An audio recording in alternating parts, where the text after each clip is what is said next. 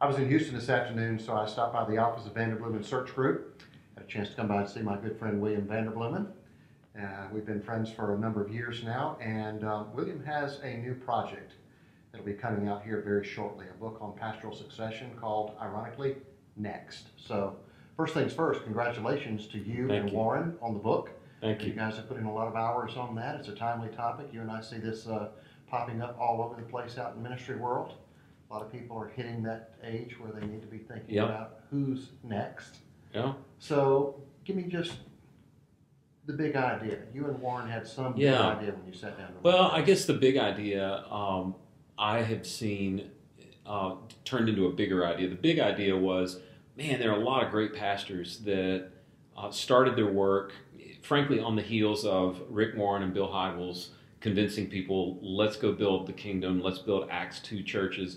And a lot of the guys that were the early adopters of that are hitting an age where it's time to start thinking about what's next. Yeah. They don't have any network, they don't have any denominational structure to think about, they don't have any history because it's first generation churches. So it's like, how do you solve this puzzle where you've got, Willow's a great example, they've got this magnificent facility that is going to be a big light bill, right? Yes, it is. Yeah, and you can go way on down the list and see just church after church. But then the idea kind of grew from that. We started realizing the average pastor in his tenure or her tenure will transition somewhere between 2 and 3 times. Right. So everyone needs to be thinking about their transition. And then the really big idea that grew out of that was, oh my gosh, every pastor is an interim pastor. Yes, they are. And so, there will be a pastoral transition at your church. The only 2 exceptions that I've seen are if you run the church into the ground and close it, and most guys don't opt for that, right? Or if Jesus returns, which would be awesome. But it's all possible. I think he tells us to plan that he might take a little longer than we think. Right. So every single pastor needs to be thinking of whether they're founder and stay for a long time, or they're a student pastor, or I would love to think that young pastors in their 30s would be beginning the planning now. Exactly. One of the things we found, Jim, that keeps pastors, they tend to, we named it in the book Brett Favre syndrome. They just we all know what that is. Yeah, That's pretty easy to know what that is. Hey, coach, I got one more season in me. That's right. And who's going to tell Brett Favre you can't play, right? So it's kind of that way. It's the old line, public speaking is the number one fear of people, right? Even more than death. Right. So what is it Seinfeld that said people would rather be the subject of a funeral than the speaker at the funeral? And when a guy or a woman is gifted with the ability not just to publicly speak, but to stand up every week and say, this is what the Lord says for you in your life, that's a huge gift. It's a confidence. And the shadow side of that gift is the voice that whispers in their ear and says, you can do it one more year. They wouldn't be able to make it without you. Exactly. So guys hang on too long, and you start to peel back the layers of that. Why is that? Nobody wants to be the guy that stayed too long. That's right. Well, one of the leading reasons, there are 2 that we found. One is they don't have any identity outside of their job. They've not carved anything other than that. Yeah. But frankly, the second one is they don't have any money. Pastors are expected to shepherd their flock, which means socialize with their flock. More often than not, the people attending the church are making more than the pastor's getting paid. The usual. So they spend their life living hand to mouth, and then it comes time to retire, and they just can't. And what are you going to go do? What's your other life skill? So, I would love to hear some thoughts you have about how a church could equip a pastor with a financial plan. What are some of the things you're seeing out there that are happening that are good, solid financial advice for pastors? Yeah, well, so part of what happens for us is I see it from a different perspective, and it flags itself, and somebody on the board, somebody somewhere will kind of get me off to the side and say something about, hey, our pastor is reaching age 50, 55, pick up whatever, We're sort of thinking about succession and, what would be the right way. And the number one thing I find is exactly what you're talking about. No one, not the board, not the church, and and not the pastor have thought through the financial implications of that for the pastor. Mm. So part of what I say to them, to the board, is, have you done an equitable salary study on your pastor and your church and what people, well, no, we've never done that. I know of a very, very well-known church where when I sat down and had that conversation and they did the metric, they found, and their church would be, I don't know if they're in the top 25 on outreach, but they would be very far out of the top 25. So you get the profile of the church I'm Sure. talking about. They were paying him like a church with about 1,500 people attendance. Oh, wow. And so, now and he's in that stride and he's in that age. And I was just like, guys, the math is not going to work. Yeah. And they said, what do you think we should do? And I said, well, one of the things you ought to do is you need to get into a catch-up program with him. It is wrong. Now, if the pastor's a spender and he's just, frivolously wasted his money, you can't fix that. Well, you shouldn't hire that. You shouldn't have hired that. When we do search, we actually have gotten now where we require a credit report. Yeah. I want to see how you're spending your money before I Where'd you get that recommend it. idea Yeah, I wonder. We have a mutual friend who says cash is king, and the last thing in the hiring process of his company is you have to turn in a budget. but you're talking about Dave Ramsey. Yeah, But we're talking about Dave Ramsey. So, anyway, So they have to get into it's morally wrong for the board and an oversight team at a church not to pay their pastor enough and have a retirement plan where he can step aside at an appropriate age when they're doing succession. So that's where it has to be a collaborative effort. The pastor and his family and the board and the church have to be together in this, not when it's 5 years from sundown, but when it's 10 and 15 years from sundown. Right. So you've got enough time to fix it if there's something wrong with it. that's good. One of the other things we realized, we even in the book, we put like a worksheet for figuring out what your real salary is, because pastors live with tax breaks on housing allowances, and then people are buying lunch every so often, or maybe you get use of a car, or every church has a little different thing, but nobody sits down with the pastor and says, now do you realize what it's going to cost to live once you leave this office? Yeah. And I think it's just been one of the key findings is that That's a rude awakening, isn't it? it is. We're suggesting that church boards build in either pro bono financial planning from somebody in the church or the financial equivalent of it, so that once every however many years, pastor can sit down and say, what does my future look like? When I was 31 or 2 and a new pastor at a large church here in Texas, John Maxwell was talking to me. I was like, what do I need to do right now? He said, you know what you need to do? You need to create options for 20 years from now. Wow. That's really wise. Smart leaders need to create really wise. options. That's wise. No. That's really wise. And so so that's one of the things that you have to be planning down the road. You can't just get to, 5 years from when you think the pastoral succession thing is going to take place and everybody sits down and automatically it's going to work out. It takes planning on both sides. It's not just a leadership equation. It's putting everything circumstantially in place where when you decide that the baton pass happens, the baton pass can really happen. And frankly, my guess is you could tell me from a stewardship side, if a church spent a little bit more money paying more than average and for a little financial planning, if they do that for 10, 15 years, that's going to cost less than the pastor hanging on for 5 extra years. Oh my. Don't even get me started on that one. I mean, this whole topic of pastoral compensation and value and how do you make sure things, churches are just so myopic about that. Boards, and William, I'm talking about boards with some smart guys in the room, marketplace guys. And because they're on the not-for-profit side, that for some reason their thinking just adjusts and they don't get it right. I'm just like, guys, just think of this as a business enterprise for a second. And don't run the financial side of this any differently than you run your own business. Now, spiritually, you'd run it a lot differently. Sure. But financially speaking, don't forget what you do. Don't check your brain at the door. Bring that in here and let's talk about that. You've got financial planners in your church. You've got wealth advisors. You've got people who can sit down at no charge with your pastor and make sure he has a plan. That's good. Yeah, I tell people all the time, Jim, when we're talking to candidates, interviewing them, go ahead and tell us the good, bad, and the ugly. The only thing I can't handle is a surprise. The board doesn't need to be surprised. Right. Yeah, that's good. Right. And so at the end of so you're talking succession. Everybody's agreed that it needs to begin, and then this big, ugly surprise jumps on the table. The pastor has no money. Right. I know pastors like that, and some of them, it's not the spending thing. They've been generous. They haven't thought about it. They thought they just get caught up at some point in time, and you just can't do it. And so it needs to be a collaborative thing where the board or whoever the oversight committee is and the pastor and his family have thought that through so it can happen at the right time. That's good. Let me ask you this. So you work with Warren, who is a friend of both of us. Warren, I mean, there's nobody who does research like Warren. He is a researcher. All right, so let me ask you this. You saw a lot of research. One or two things that just jumped out that you're like, wow, I don't think I knew that. Research that you guys were doing that you put in the book.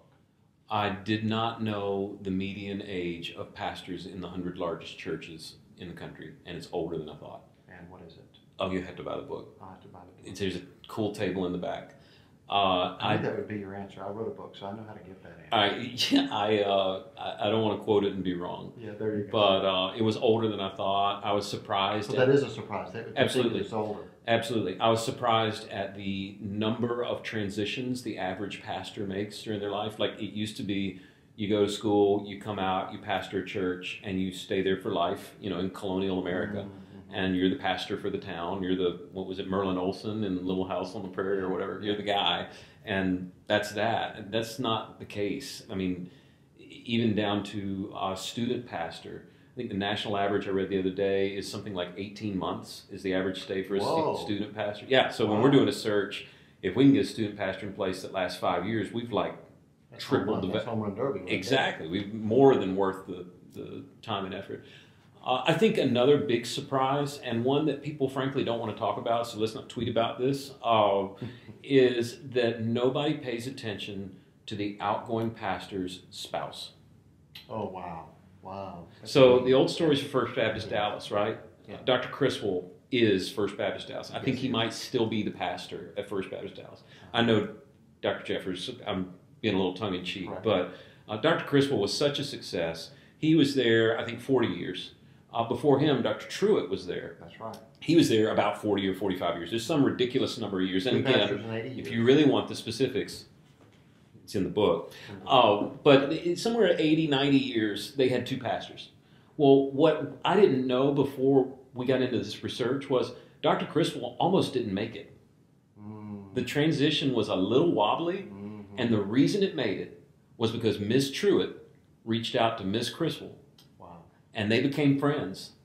And, it's all subjective. There'd be other people that might say that's not the reason. But a big part of the reason that worked was because the outgoing pastor's spouse was... Nice. Yes. Nice. Regal and diplomatic and loving and caring toward the incoming. If mama ain't happy, all bets are off. Yeah. And honestly, I had not really thought about how much a church asks of a pastor's wife when they ask that pastor's wife to leave. Leaving social networks. This is a place where children were baptized and came to know the Lord. This is where children were married. This is where we buried friends. This is our only sense of identity. When I was pastor over in First President Houston, B.A. and Lloyd Benson, you remember Senator Benson, were members, and they were gracious enough to have me up to the Senate to be the guest chaplain for a day. Wow. And so I wanted to write a note to my host senator who ended up getting unseated in an unforeseen way in the election. And he lost his re-election bid out of nowhere. And I called Ms. Benson. I said, what's the best way to reach out to the senator? She said, just call him at home. I said, I'm not going to call the senator. Are you crazy? Are you nuts? And she said, William, you have no idea how little the phone rings when you're not in office. Oh, wow. And I thought about pastors' wives. It's exactly the same syndrome, isn't it? They're not sought after. Yeah. And so it just becomes this thing that if a smart church will figure out how to solve that, they'll find an identity for that outgoing pastor's wife, they'll bless them, do everything they can to make that a good situation. Because if it's not good, it ain't going to work. Yeah. So let me ask you this, William. What about this notion, we see this in kind of other venues, coaching in particular, what about this notion of a successor in waiting? Does that work? Did you see any of that out there? This is tweetable. All successions rise and fall on the outgoing senior pastor. Yeah, that's true, isn't it? If the outgoing senior pastor is committed to making it work, there's any number of models that works. It's like weddings. All you need is rings and vows. Other than that, it might be blue jeans, might be black tie, might be But if the outgoing senior pastor is committed, then it can work. What we've found is when there is a pastor in waiting, there need to be financial assurances for all parties. Yes. So you need to, outgoing pastor, leave by this day, or this begins to happen to you financially. Because, if I had a nickel for every time I've talked to a guy who was a pastor in waiting and said, and then the Lord spoke and asked pastor to stay another 5 or 10 years. And the Brett Favre syndrome coming sorry, yeah. maybe the Lord did speak, but it's just, it's like, a Friday the 13th movie. Again, it's the same plot. It's funny how the Lord never speaks and says you need to leave 5 years earlier. Right, right. 5 years later. And he never speaks to the pastor in waiting with the same message. So it's, what we've decided is, all right, that's fine. And you can be the pastor in waiting. Let's draw up a contract, because contracts aren't for when you're getting along, yes. Right? They're for when you can't get along. That's right. So if clarify expectations. Yeah, and if you're a young pastor, say you're 35, 40 years old, and you've got all kinds of career opportunities in front of you, and I'm going to come be your pastor in waiting, and it doesn't work, and you're stuck 5 years later, there needs to be some financial assurance so you have time to go look for that next thing. Yeah. There also need to be financial assurances for the outgoing pastor that they'll be taken care of. And the other piece beyond financials is what identity will the outgoing pastor have once the transitions happen. That's so big, isn't it? So I'd say outside of the money piece and the contract for compensation and financial assurances, there needs to be a clearly written out contractual delineation of what will the outgoing pastor do and not do. And you would think this is easy and everybody's going to be noble, but what happens when the outgoing pastor's best friend of 30 years, wife dies? Yeah. Who's doing the funeral? You got to know. It's got to be known ahead of time. I don't know the right answer, but it's got to be written down, agreed upon ahead of time, so that you can cultivate a healthy relationship going forward. That's good word. Good word. Hey, so somebody who's doing it right, or situations that you see, what's going right out there? What's going right is when pastors that are outgoing own the conversation and start it long before it needs to happen. Where there's an annual review. In the book, we talk about a couple of corporations where that happens, where the first meeting of the CEO is, okay, item 1 on the agenda is my succession. Right. That is cool when you see that happen. And beyond that, there's no cookie cutter. They're all over, 500 successions we studied, a couple hundred interviews we did. There is no one way to do succession. We've got success stories from like Southeast Church in Louisville, Bob Russell wrote a great little book, Transition Plan. We actually are in the back of it if you read this and need help, go to these people. And they brought in a pastor that they slowly engrafted over a number of years that worked. And then you've got Bethany World Prayer Center in Baton Rouge, and they're on their second father-to-son handoff now.